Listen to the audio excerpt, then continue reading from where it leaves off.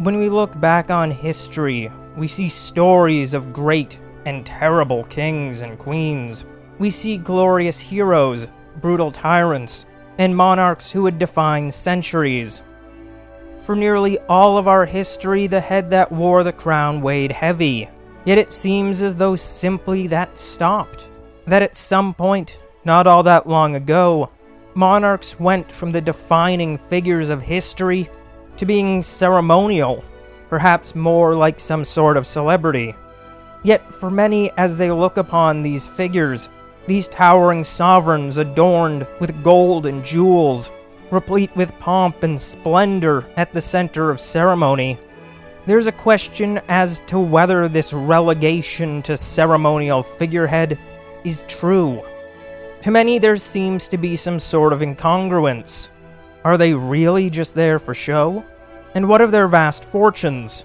Surely regardless of what it says on paper, such extraordinarily wealthy figures, so deeply interconnected with global diplomacy and government, must retain some unique influence. So let's explore that. Are the monarchs really decaying figureheads? Or are they something else? Something powerful?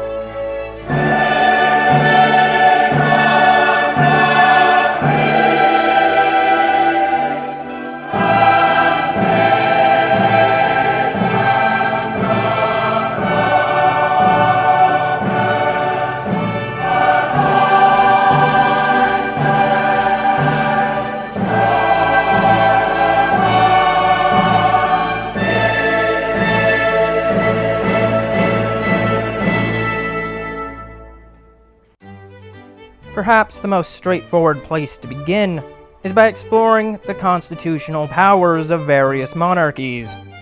Though an imperfect rule, largely the most powerful monarchies exist in the Middle East, while the weakest in Europe. The world's most powerful monarchy by law would most likely be that of Saudi Arabia, the crown held by the House of Al Saud, with reigning king Salman bin Abdulaziz Al Saud and Crown Prince Mohammed bin Salman.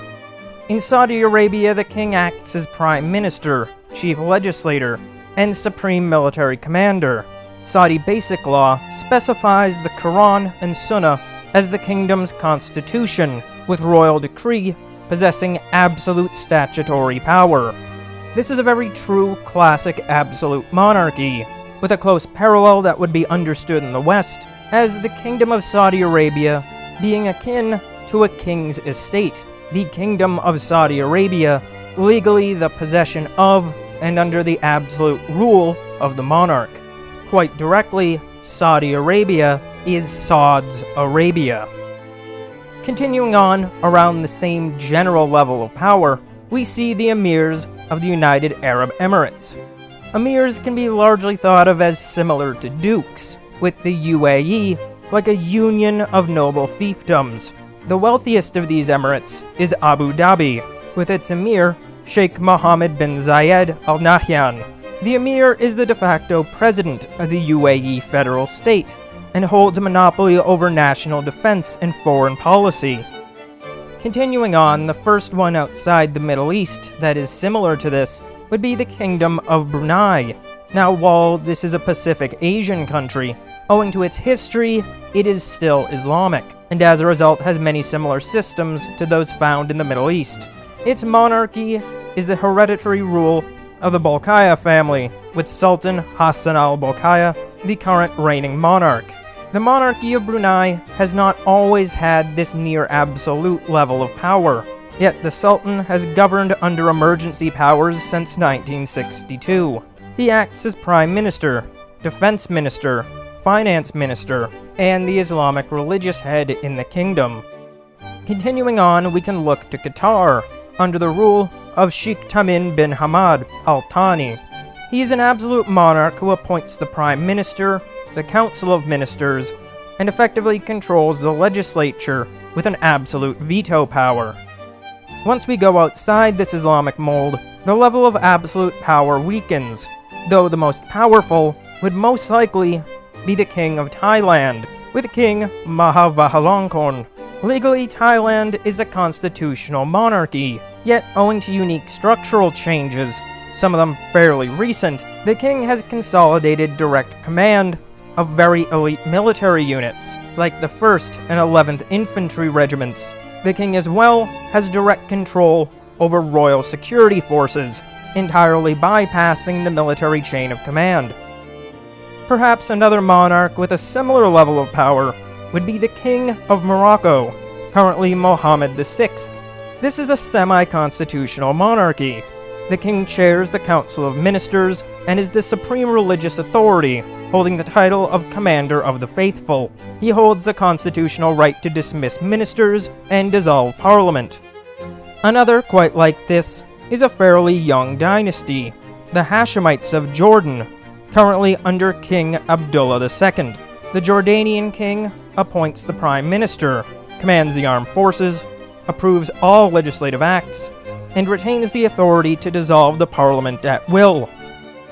Now, if you're from the West and watching this, up to this point you may have been thinking of all of these monarchs as part of quite different cultures, wondering how this has relevance to our Western world. Well, within Europe, there are some quite powerful monarchs. The most powerful is likely the Prince of Liechtenstein, currently Hans Adam II, along with Regent Prince Eloi.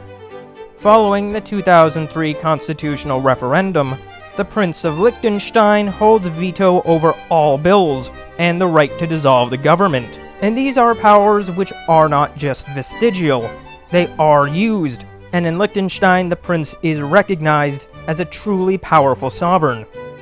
Another rather similar monarchy, and only perhaps with slightly less power, would be the Prince of Monaco, currently Albert II, of the House of Grimaldi. In Monaco, executive power is shared. However, the prince initiates all legislation, appoints the executive government, and as well holds sole authority over all judicial appointments. Moving down a rung of constitutional and legal power, we get to the realm of what people largely think of as the figurehead monarchies. Now, as we'll explore later, this may not really be the case, but beginning from just what is on paper, the most powerful of this type of monarch is most likely that of Britain, with current monarch Charles III from the House of Windsor. Similar monarchies would be those of the Netherlands, currently under King Willem-Alexander from the House of Orange-Nassau. Another would be Belgium, currently under King Philippe of the House of Belgium. Legally, these are largely ceremonial. However, in these cases, they do possess prerogative powers. Powers like royal assent, or the ability to dissolve parliaments. Yet, practically they are bound by unwritten conventions or constitutional mandates, and are largely relegated to act on the advice of ministers. Ministers who gain their positions democratically or semi-democratically. Perhaps the weakest monarchy in legal terms is the Emperor of Japan, with current Emperor Naruhito from the Imperial House of Japan. The Japanese post-war constitution explicitly defines the emperor as a symbol of the state and the unity of the people. In Japan, it's considered that the emperor's position is derived from the will of the people, and that he possesses no government power, being the only truly, explicitly symbolic monarch. However, as we know, and as has been a very core part of what this channel has sought to explore, the power of the world really doesn't run on constitutions and law. There are many other powerful phenomena and systems that exist in our modern world, perhaps the most substantial of which is finance.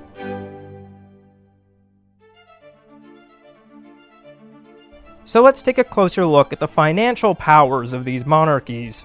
Again, we'll begin with a rather superficial view, the financial entities that monarchs clearly hold or operate, and as well their countable personal fortunes. As we explore deeper, we'll see that this only scratches the surface. But for this exploration, this is a good starting point. Back at the top, we again have the House of Al Saud.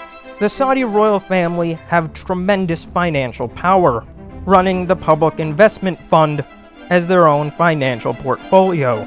They're as well the most significant owners of Saudi Aramco, an oil-producing giant with a market cap at the time of recording at around $6.32 trillion in the public markets. The Saudi king and royal family rule over an approximately $2.7 trillion state financial ecosystem, with an additional private wealth fund valued at a bit over $100 billion. Because of the direct control over the kingdom possessed by the Saudi king and crown prince, the vast oil productive capacity, and the staggering sovereign wealth funds are the property of the monarch, making the Saudi king one of the world's most powerful investors. Not far behind are the Al Nahyan emirs of Abu Dhabi, with the emir ruling over the Abu Dhabi Investment Authority, and Mubadala ruling over $1.5 trillion in state wealth funds. Just going off countable net worth, and there are certainly categories and mechanisms to wealth that can't be seen nor counted, but just going off pure countable net worth, this is the world's wealthiest family, one of the trillionaire families. Nearby we have the Al Thani of Qatar. They rule over the Qatar Investment Authority, a very powerful investment entity, and as well derive a vast fortune from over $580 billion in LNG export capital. They as well fit into the same general category, absolute or near absolute monarchy, deriving vast cash flows from direct sovereignty over very large oil production, and using that to build enormous financial entities like sovereign wealth funds. Moving out of the Middle East, the most overtly financially powerful would be the Chakri of Thailand, ruling over the Crown Property Bureau, and as well possessing a personal investment portfolio of around $43 billion in prime Bangkok real estate and banking endeavors. Nearby and quite similar, we have the Bolkiah of Brunei, ruling over the Brunei Investment Agency. The royal family of Brunei have around $35 billion in sovereign oil assets, and as well an enormous luxury asset portfolio. The Sultan of Brunei living in what is widely considered to be the world's most opulent palace, one which holds the distinction of the world's largest personal residence. Next, we return to the Middle East with the Al Maktoum of Dubai. Sheikh Mohammed bin Rashid holds Dubai Holding and the Investment Corporation of Dubai. Though his vast financial empire isn't entirely under his sole ownership, he does rule over around $450 billion in state assets, of which he maintains oversight, and he as well possesses a personal commercial portfolio worth over $14 billion. Entering back into Europe, the top of the list would be the Windsors and the British Crown. The main source of financial power for the Windsors is the Crown Estate, as well as the duchies of Lancaster and Cornwall. Deriving from the older English feudal system, the British monarchy is such where the king is as well a nobleman, as is the Prince of Wales, directly possessing a feudal estate, and not only the crown. The system of inheritance and succession has made it such where the king is also the Duke of Lancaster, while the Prince of Wales the Duke of Cornwall. These represent a land portfolio worth over $25 billion, and the royal family make enormous amounts each year off of rents, including highly valuable properties like hospitals or military bases, with the Royal Navy, for example, paying rent to the royal family in order to dock their ships. The estimated observable liquid wealth held by the king is worth around $800 million. We will look much closer at the House of Windsor, and we will find that this family in particular has a rather arcane financial situation. But for now, we'll continue with the House of Liechtenstein. The Prince of Liechtenstein has the private banking infrastructure of the LGT Group, operating a very powerful entity in the vein of traditional continental banking havens, like those more famously found in Switzerland. The House of Liechtenstein as well control around $10 billion via the Prince of Liechtenstein Foundation. And last, we will look at the monarchy of Morocco. The Moroccan king possesses a very powerful Pan-African private equity and banking apparatus, Almada, and he as well holds an around $6 billion dominant stake in domestic commercial finance and mining, demonstrating that even the poorest of kings are among the world's wealthiest businessmen and investors. And regardless of what constitutions or laws say, if you can move markets on the order of billions, then you have power. So now let's take a look deeper. Let's look at those relationships, the soft power and influence, the subtle and intangible power that can't be documented on paper. And we will see that even some of the monarchies that appear the least powerful are true forces to contend with.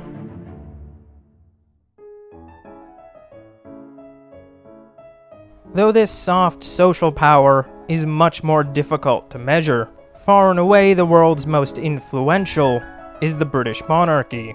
The House of Windsor and King Charles III rule over not only the United Kingdom, but as well the British Commonwealth, including 56 nations, and a little over 2.5 billion people. The British King is not only the first among the Lords Temporal, but within the United Kingdom and across the Protestant Anglosphere, he is the highest religious authority, acting as head of the Church of England and defender of the faith.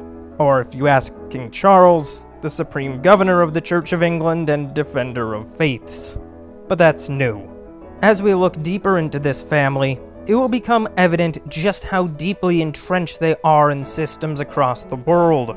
The crown and the king hold tremendous influence and power across business, diplomacy, politics, military affairs, and intelligence agencies.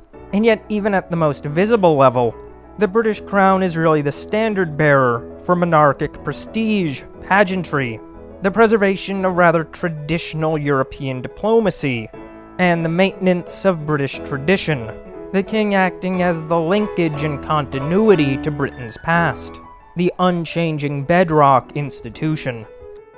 Though a less deeply entrenched monarchy, and one that is much younger, there are some similarities in the Middle East with the House of Al Saud.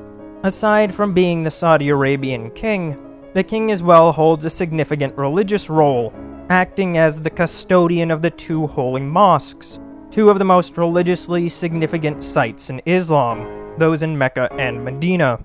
The Saudi king holds tremendous religious authority which has been actively bolstered by decades of investment into cultural institutions via the wealth funds. Though this has primarily been used as a means to entrench the monarchy's position in the Islamic world, they have as well been making moves in cultural institutions around the world, particularly becoming involved in major sports. Next, we come to the House of Al Thani.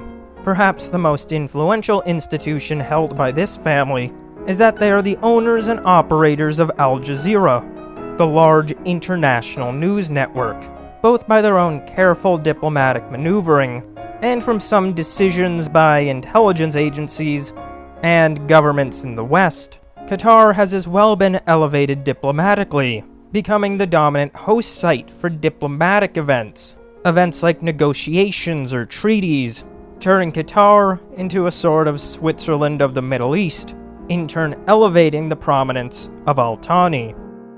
The Imperial House of Japan is a very curious one. It is quite evident to everyone that this imperial dynasty has no power. However, because of just how symbolic their role is, and because the emperor is seen as a direct manifestation of the unity of the Japanese and of popular will, this has made the Japanese emperor extraordinarily influential.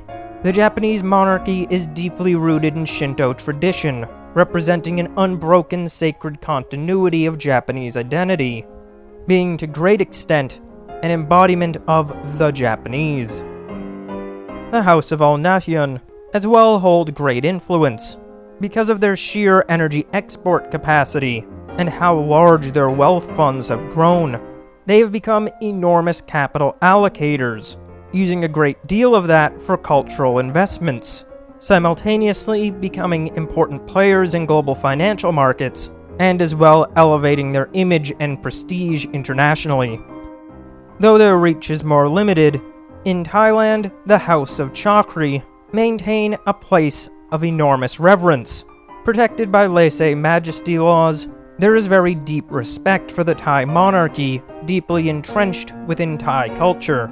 And so even if the Thai monarch is not a global player in the same way that the British king is, at least regionally and certainly nationally, this is a king with an enormous amount of sway.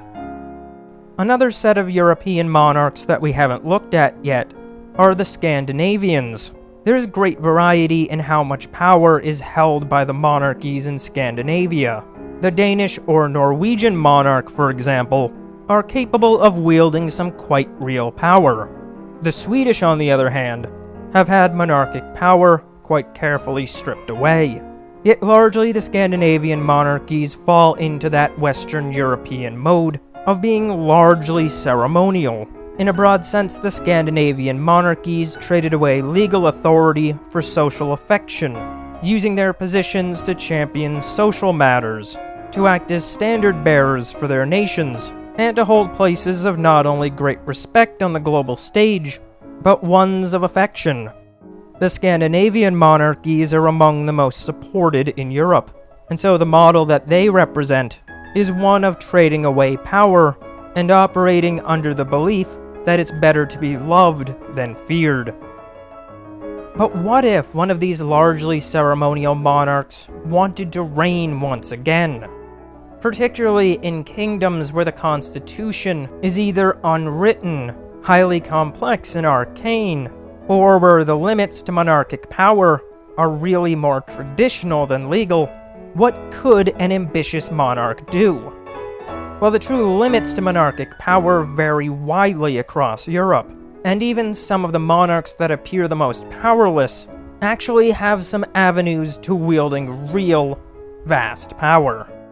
So let's explore this avenue a little deeper, asking what if the monarchies of Europe got tired of this tradition of standing back for ceremony? What if a European king wanted to be king again?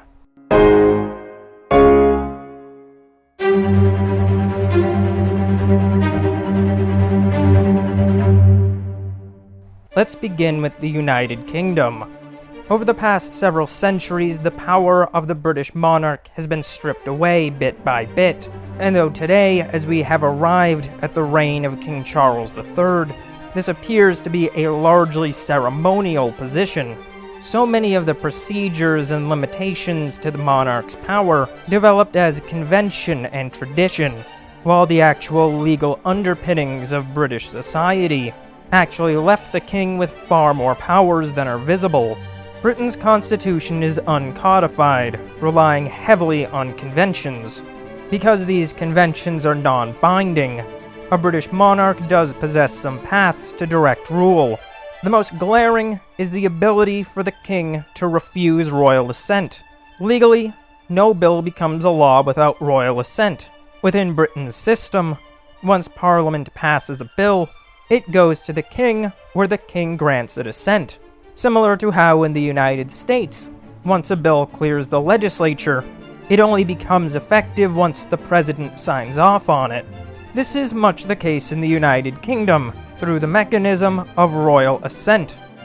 Since the reign of Queen Anne in 1708, no monarch has refused royal assent, and so it has largely become viewed as formal and perhaps vestigial.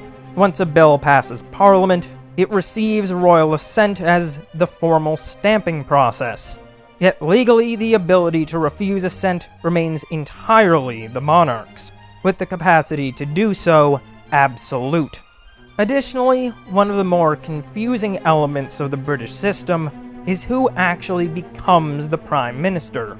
If you know your British political theory, then you would think that the leader of the governing or major party in a coalition government is the one who becomes Prime Minister, with the ministerial cabinet chosen from the ranks of the governing party. This is entirely not necessary. Anyone could be the Prime Minister. By convention, entirely uncodified, it became such that the Prime Minister was selected from either the House of Commons or House of Lords, and eventually in the 18th century, during the Prime Ministership of Lord North, the convention was established that the Prime Minister must be able to secure the confidence of the Parliament, introducing the notion of votes of no confidence. This mechanism still exists today for the governing party to remove the Prime Minister. This, however, is entirely by tradition. This is not a necessary process. The king could appoint or dismiss whoever he chose. The notion of securing the confidence of the Parliament only emerged in the 18th century. The idea that the Prime Minister must be able to form a government, and that the Prime Minister come from the party who had formed the Parliament, are only 19th century updates. All through the 20th century, Prime Ministers frequently came from the House of Lords as well, and so the idea that the Prime Minister be the leader of the party who had formed the government in the House of Commons is really quite novel. And so by true legal authority, the king has sole personal prerogative to appoint or dismiss a Prime Minister. Additionally, it's within the king's prerogative to dissolve Parliament, and so, putting these powers together, the king could dismiss the Prime Minister, dissolve Parliament, and appoint a Prime Minister to run a government without a Parliament, operating only under executive decree. In 2022, some updates to this government structure were made, repealing the Fixed-Term Parliaments Act of 2011. The act would restore royal prerogative to dissolve and call general elections at the Prime Minister's request, with a 5-year sunset for each Parliament. The act would enshrine executive discretion, with an automatic dissolution at the end of 5 years, to automatically call for a new general election.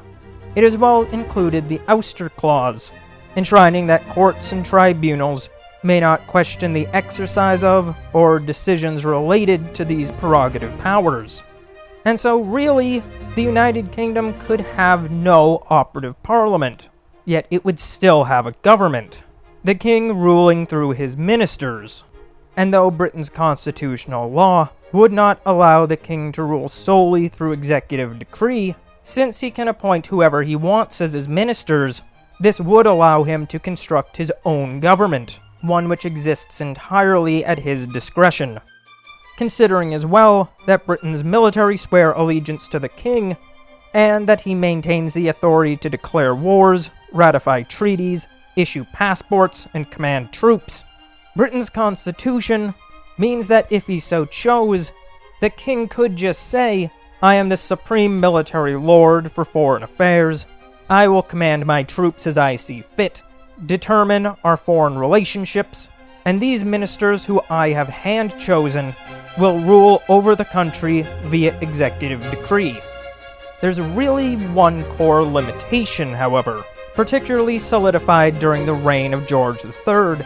It would be quite difficult to run the United Kingdom without a parliament, at least assuming no legal changes, as the king and his ministers are not capable of generating their own revenue. The king does have his personal wealth, and he could draw from that for something like a transitional government.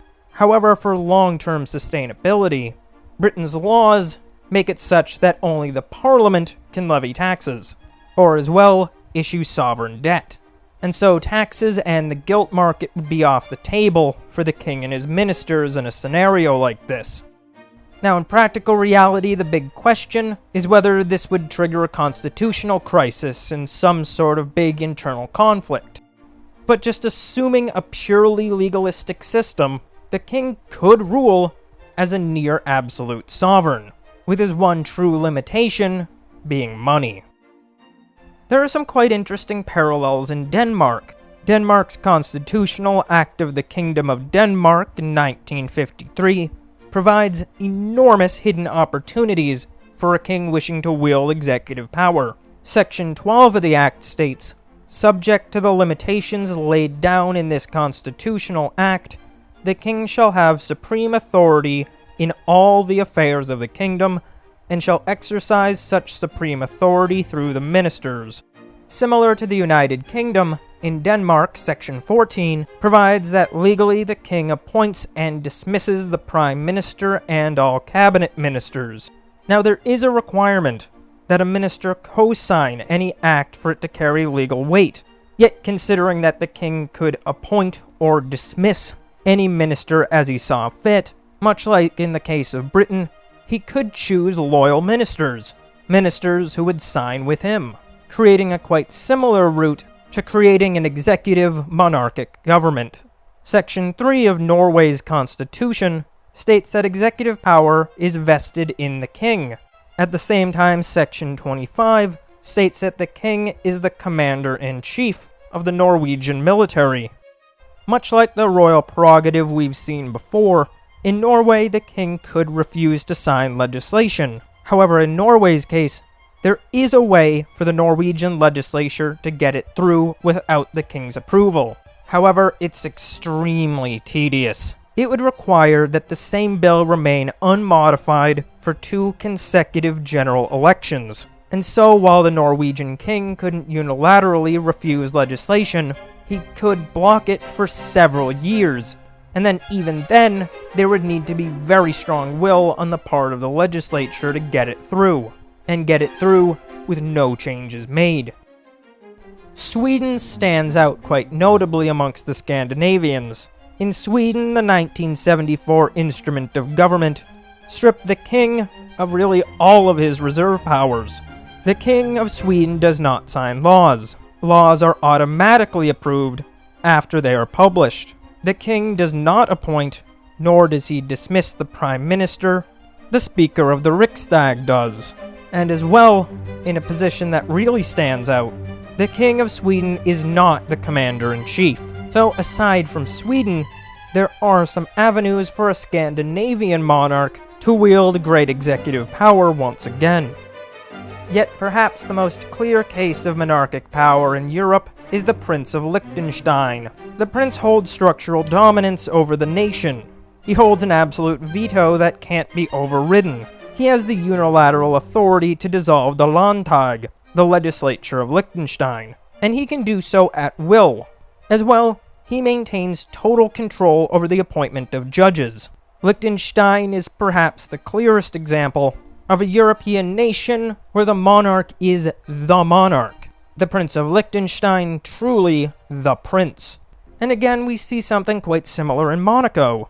Constitutionally, the Prince of Monaco is mandated a monopoly on state authority. The prince initiates all legislation and commands the executive branch, with the Minister of State as a direct report to him. The prince has an absolute veto on all foreign policy and judicial appointments. And so we see some wide dispersion across Europe. Yet really there's one fundamental consideration. Real power is force. Real power requires loyalty. So maybe the real consideration for just how much power a monarch could have is just how willing those who can wield force are to rally to his cause. If a military is willing to act following the king's commands, then that is a powerful king, regardless of what any law says. And yet, even if there were a true absolute monarch, if he were unable to command a military, then he's just a guy. Power is force, power is loyalty. And so if a monarch wishes to remain powerful, it's very incumbent on him to maintain the loyalty of the forces and his people, or at the very least, keep a big enough bank account to buy a lot of mercenaries. The last constitution worth exploring in depth is the Netherlands. Though the Dutch king shares many similarities with those in Britain and Scandinavia, the Netherlands has its own unique set of nuances. Perhaps the Dutch king's most practical mechanism lies in the ability to form a government coalition. The Dutch parliament, Staten-Generaal, is reliably highly fragmented, as the Dutch have a strict proportional representation system.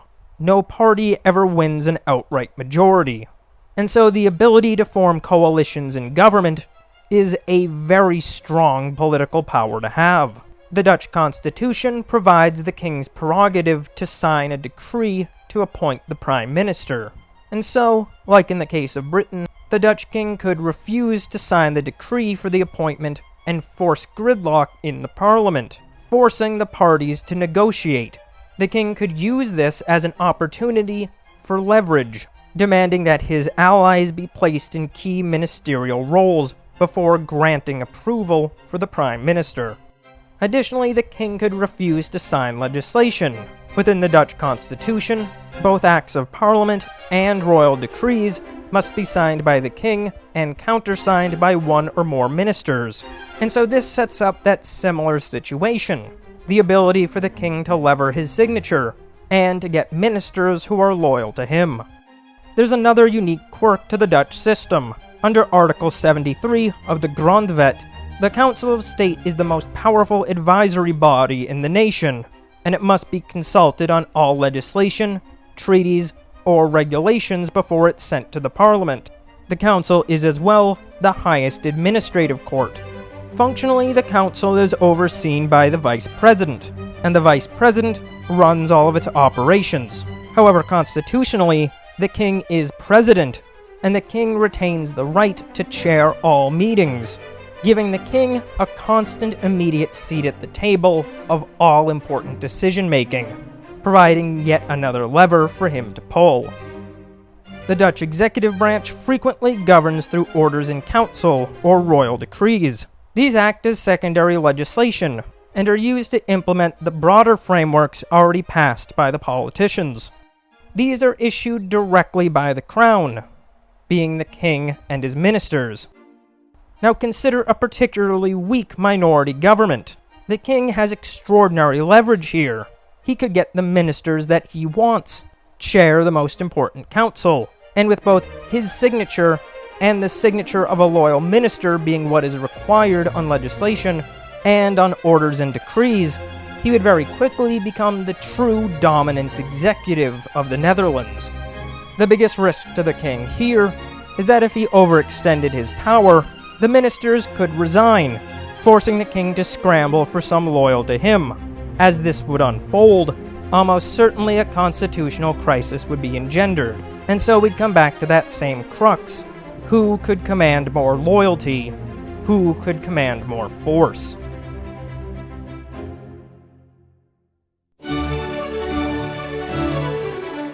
The crown is not the king.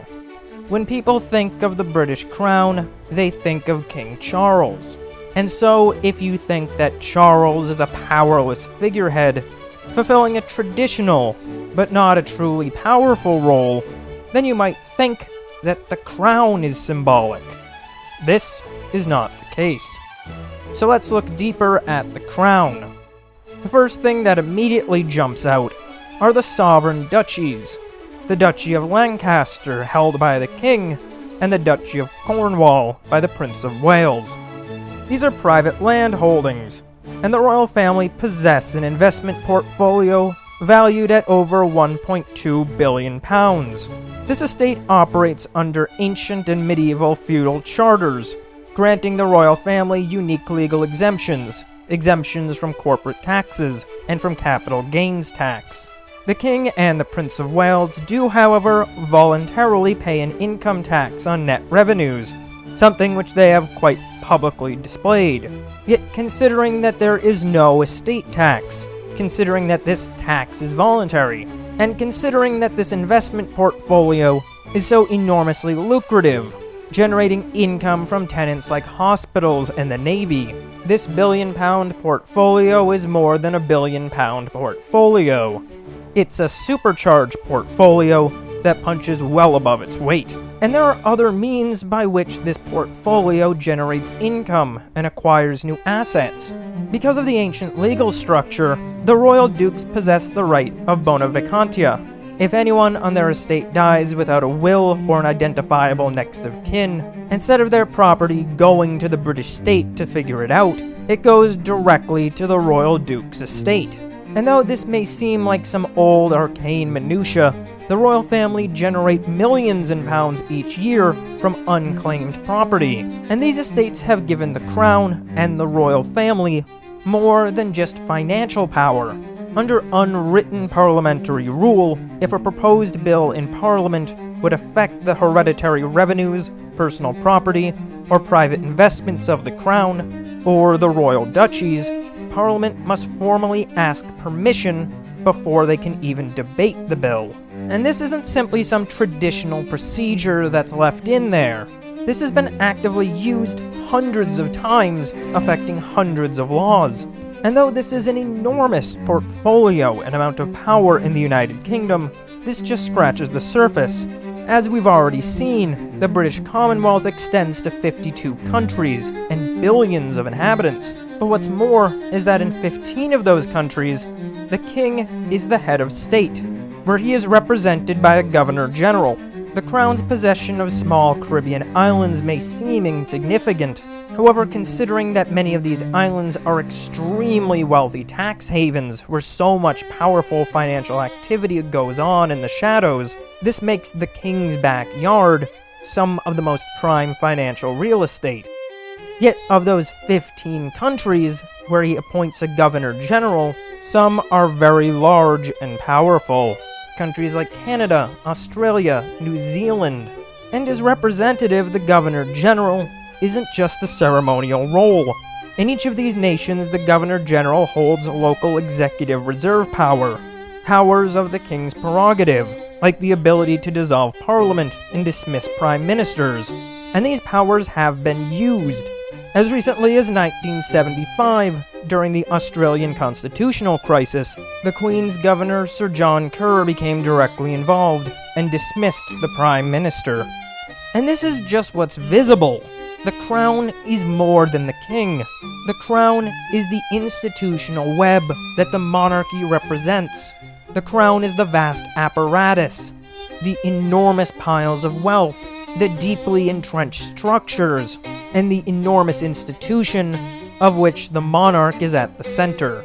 The Crown has enormous, wide-reaching, global deep power that extends to military, political, diplomatic, and intelligence networks and institutions, all while the king retains sovereign immunity, both from any prosecution or taxes. Yet, another quite subtle element to that immunity is the Royal Immunity from Freedom of Information Acts. This has resulted in extremely sensitive information finding a home within the Crown, as there's really no way to get at it from the public. And so, the true apparatus of the Crown remains largely in the shadows. Militaries across the Commonwealth, MI6, MI5, GCHQ, the Anglo world's most powerful military and intelligence institutions, all swear loyalty to the Crown. And these institutions are run by the King's Privy Council network, a network of the top ministers and officials, all loyal to the Crown. The Privy Councillors operate under Privy Council terms, an oath directly to the Crown, allowing for the King and Crown to bypass the bureaucracies of the various nations, both formally and informally, directly controlling some extremely powerful entities. And so you might ask, is the king really running MI6? Is the king running the Five Eyes? Well, no. But the Crown is.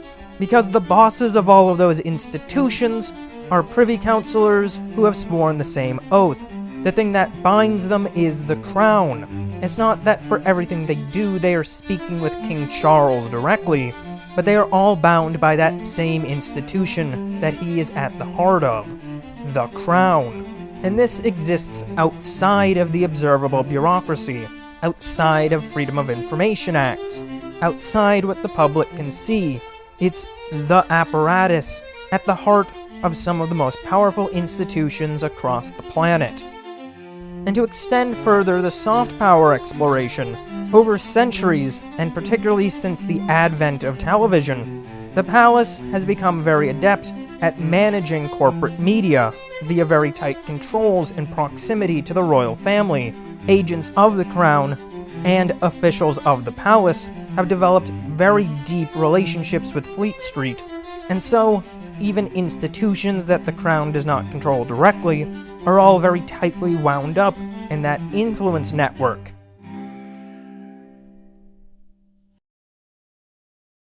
The estimate of King Charles' visible net worth is around 1.8 to 2 billion pounds, but particularly with very old wealth, and even more so with noble wealth, the true scale of financial and economic power is impossible to quantify.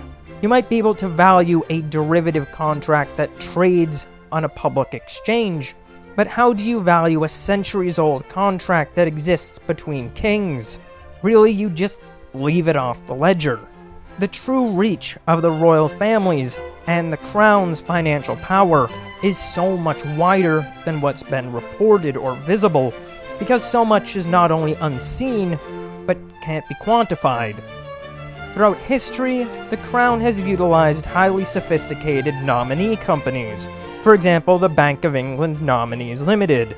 These are corporate entities that are extremely well shielded from public transparency, and they've been used to hold private stakes in major corporations, defense contractors, and multinational conglomerates.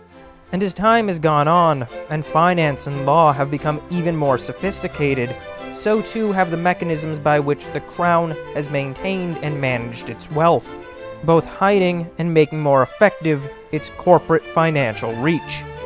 So all around the world, there are very powerful financial and corporate entities, all wrapped up in the crown, that just can't be easily observed. The crown is one of the world's most significant institutional investors, but it's invisible, or it holds positions and things that people don't usually think about, like its dominant land claim over Canada. But more than just wealth, what really makes monarchic power so unique is the private diplomatic capacity that's independent from entities like the Foreign Commonwealth and Development Offices. The king and the crown have two main routes for diplomatic purposes, operating through the king's privy purse chancellery. The first is the aristocracy fund. This is what you're looking at when you see the king engaged in state visits, or when engaged with sovereign wealth.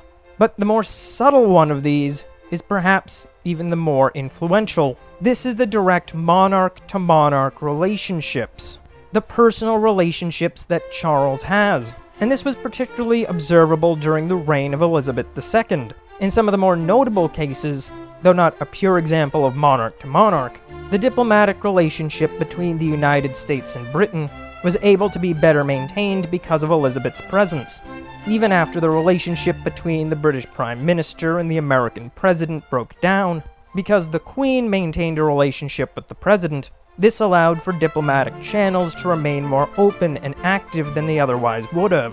And when you extend this across the world, across the entirety of the Commonwealth, and across very deep, old, familiar relationships, entanglements, bonds of loyalty, promises, what you get is a deeply entrenched network that touches the heart of so much of global affairs.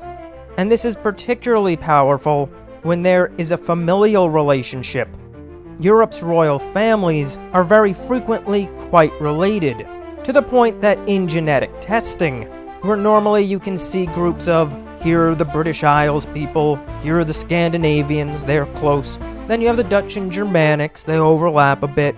Oh, the French off here, and you get this clump around Spain, a bit different there. European royalty is its own distinct genetic group, and that owes itself to centuries of intermarriage. And really, no matter what you do, there's no way to replicate a familial relationship. And so the crown is one of, if not the most powerful and far-reaching individual entities in the world. The king may not seem that powerful, and the net worth not that extraordinary, but the king is not the crown. The royal family is not the crown.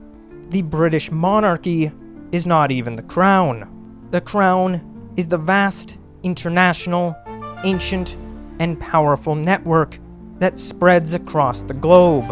The crown is the invisible arteries that banking, military, and intelligence network built itself upon. The crown is larger, wealthier, and more powerful than can be counted or known. And that gets us to the core fundamental question of this whole video. What really is power? Power is force. Power is loyalty. Power is the ability to get others to do things as you wish. Power can come from wealth, yet power at its deepest is the ability to wield force. So how powerful are these monarchs? Well, some are certainly very powerful, and others we won't know until it's tested. Yet particularly in the West, where so many have written them off as ceremonial figureheads, they are much more powerful than the public imagine, and they are as well much more wealthy. For true wealth doesn't act how the public imagines. Money is different than what people see from day to day. And so perhaps King Charles the Man does not have extraordinary power, yet most certainly the crown does. And one question that remains is, if a new monarch were to take the throne and were to raise the banner calling all to his cause, could such a monarch be truly powerful? Perhaps we will one day find out. Yet across Europe, the Middle East, and Asia, monarchy is most certainly not a system of the past, and monarchy is most certainly not weak. So when analyzing systems of global power, government, wealth, diplomacy, finance, economics, or any of the systems that drive the modern world, most certainly do not ignore the monarchs. For to answer the question that this video posed, individual monarchs are not always powerful. Yet in our modern world, monarchy is